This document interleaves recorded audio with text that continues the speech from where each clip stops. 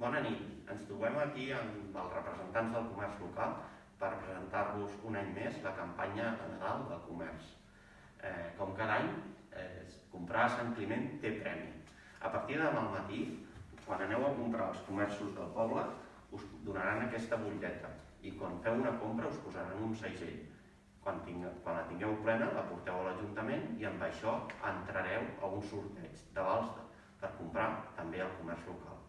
En recordeu de demanar la butlleta que es la sellin. N'hi ha 6 espais per 6 comerços tots diferents i detrás heu de posar el vostre nom i el telèfon. Del 4 de desembre fins al 9 de gener us podeu anar a tots els establiments i comerços del poble que els teniu darrere de la butlleta, us posaran el segell i els podeu portar aquí a l'Ajuntament. I fins al 15 de gener també teniu temps per portar-los.